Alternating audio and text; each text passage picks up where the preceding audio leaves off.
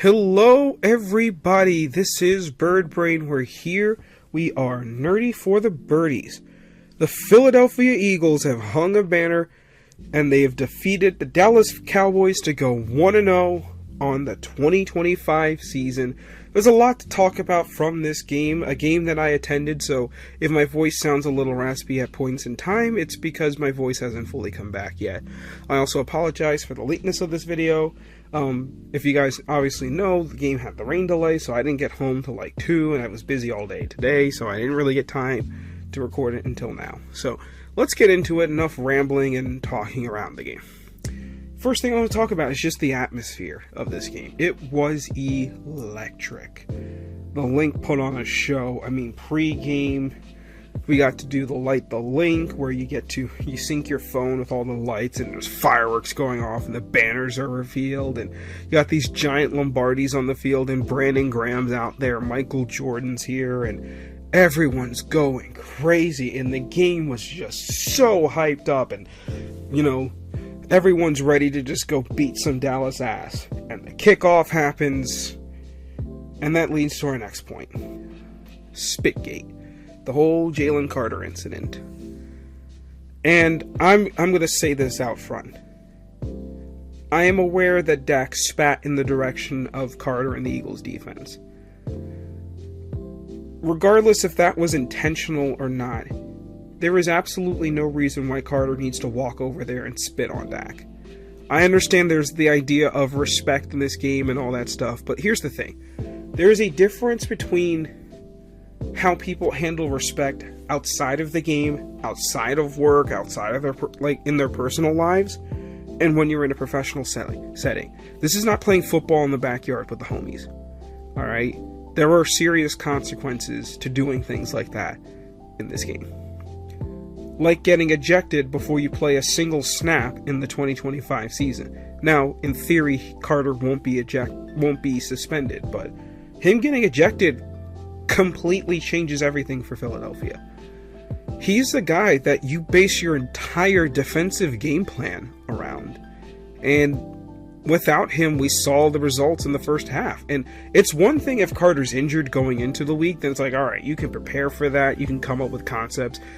I mean, now you're just having guys fill in Carter's role, essentially. You can't really change that much. And I think that's what creates problems. And, you know, you just can't do it. And regardless of who spat first and who did what, there was absolutely no reason for Carter to spit on Dak. It's disgraceful. There's no place in that in this game. And that's one of the things that he's got to keep his head on straight. He's an incredibly talented player. But he has these moments where he'll just push the edge, and he finally went over the line egregiously, and that's going to have ramifications down the road. Refs are going to treat him differently. When you face Dallas again in week 12, you better believe that some lineman or a tight end is going to try to hit some kind of low block on his knee or something, trying to take him out as revenge. People don't play that stuff in the league, and they're going to find ways to get revenge, legally speaking. So hopefully there's not serious ramifications, and even more so, hopefully, Carter has learned his lesson. So, talking about the defense first, in general. First half defense was pretty bad. About as bad as it could be. Second half defense, things got much better. Obviously, I'm going to contribute some of the problems of the defense to a little bit of what happened with Carter, and a little bit of just simply it being week 1 and being the first time that half these guys have tackled anybody. Some of those, I contribute a decent percentage of what went wrong, but there were fundamental issues, especially in the first half. I thought the discipline was not there early, too many penalties. Again, look, taunting, in my opinion, is a soft call, but it is 100% a call that they are going to enforce every single time you do it. And they've enforced this the last 4 years. Was the Nolan Smith taunting call soft? Yes. But it's still a legal call, and they're going to enforce it. Don't give the refs the easy bait. Don't flex over somebody after making a tackle for loss and right in front of the refs so they can see you and give them an easy free 15 yards. That was part of the reason why the Cowboys moved the ball all night, was they got those cheap yardage from pass interference calls and taunting calls and stuff like that. It just felt very undisciplined, really, from the start of the game defensively. And it finally calmed down, and once it calmed down in the second half, they played a lot better.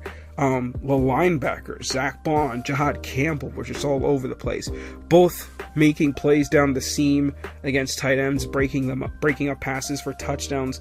Campbell potentially being the one to strip Miles Sanders. I've heard two players. We're going to talk about the other one in a bit. Quinyon to get the recovery there. Also, get the defense on jugs machines, please, because Quinyon dropping that pick, we're not doing that this year. You're a rookie last year, we're patient. This year, no, you got to start catching those.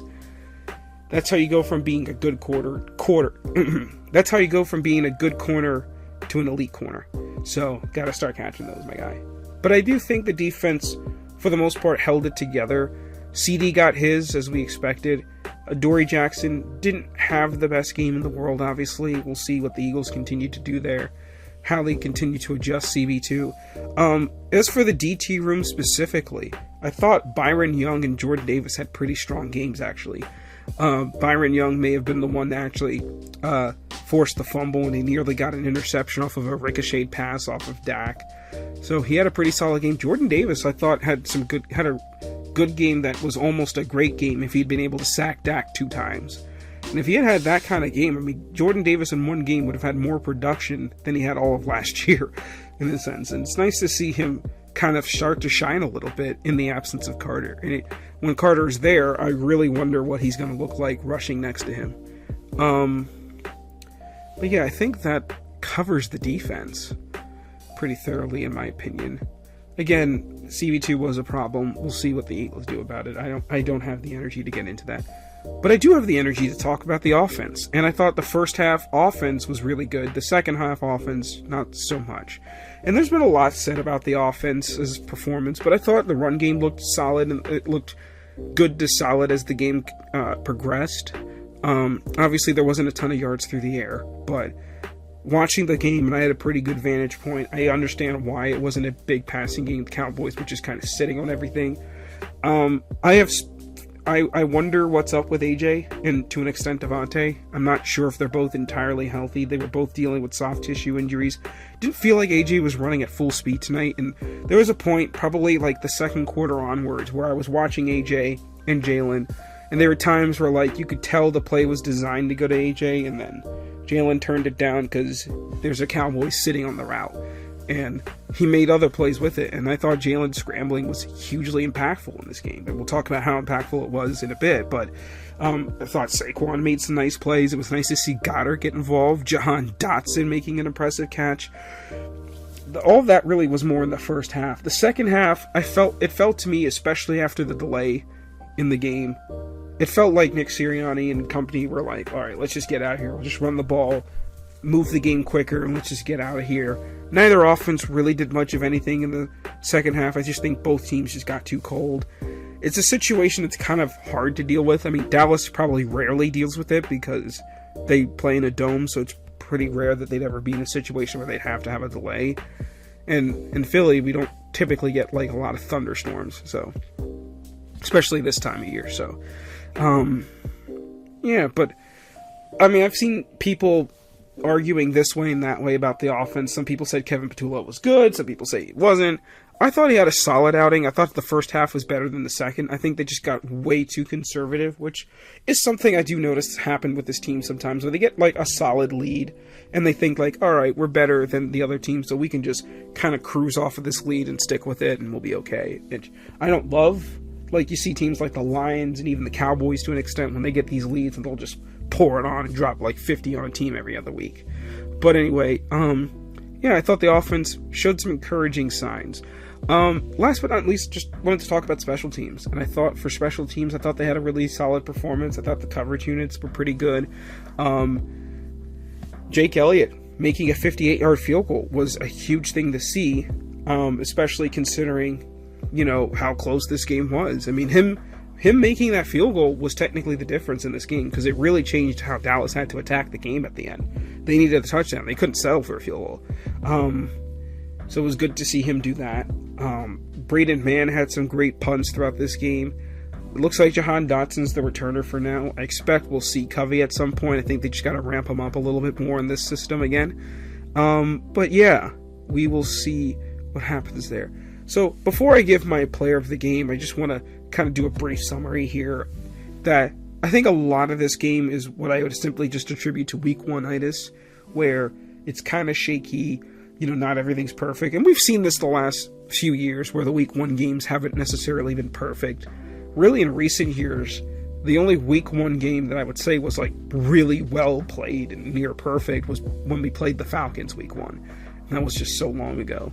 It's usually shaky. There's problems with the defense. There's problems with the offense. Like, it's never 100% perfect, and nobody is. I mean, I'm just coming back from watching the Chiefs-Chargers game, and that was not a perfect performance by the Chiefs tonight. Anyway, player of the game. I think I got to give it to Jalen Hurts. He made several key scrambles. He looked explosive tonight with the ball in his hands. And it felt like there were so many times in previous years where he kind of felt like he was either holding back or wasn't fully healthy. He looked healthy and he looked spry, he looked fast, and he was just taking off.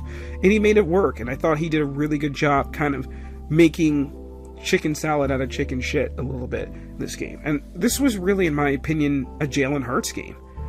This is the kind of game that he has that some people who don't like Jalen Hurts are going to criticize him, and the people who like Jalen Hurts are going to appreciate him. I've stayed out of all those Twitter fights this summer because I can't be bothered to argue with people about this stuff. Jalen Hurts is not someone who's going to drop back and throw for 400 yards a game. That's just not what he's going to do. He's going to win the game his own way. If it means he does it by throwing 50 yards, he's going to do it by 50 yards, right? I don't think this team is far above caring about specifically who is on their offense at any point in time. And especially when you look at the fact that AJ's not 100%, Devontae's not 100%, Landon's leaving the game, Jordan's not 100%. You could tell that there was a lot of shakiness, uneasiness. Jalen just stayed on the straight and narrow, and he didn't make mistakes. He didn't put the ball in harm's way. He took care of the football at all times, and I thought he did a very good job playing this game. Again, the yardage wasn't a huge amount, but we've seen this before where he has games where maybe it's not a ton of yardage, but he ran it pretty well, and I personally don't care. He ran for he's put up 200 total yards and 2 touchdowns. I'm not complaining about that, right? So that's player of the game. One last thing before we go. The Eagles had a signing today. They signed Zadarius Smith to add to their edge room, which this was a signing that was kind of, everyone knew it was going to happen, but it wasn't really outwardly said.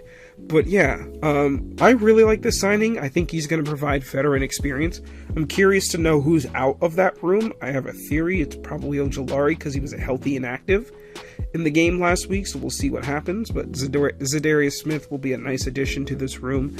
And I think he'd also be really good because this is a room that is pretty young. A lot of young guys on this room. And this is an experienced vet that's been there, done it in so many different places. He's played for Baltimore, Green Bay, Detroit, Cleveland, Minnesota. He's been all over the place, played with all sorts of guys. He knows how to really fit into the system. He'd be a really nice rotational piece here. And I think he'd be good for some of the younger guys, including Carter, helping to keep his head on the straight and narrow. But yeah, it's late, so I'm going to wrap it up here, and as you guys can tell, my voice is dying. So, hope you guys enjoyed being nerdy today. This has been Bird Brain. Fly, Eagles, fly, and see you around.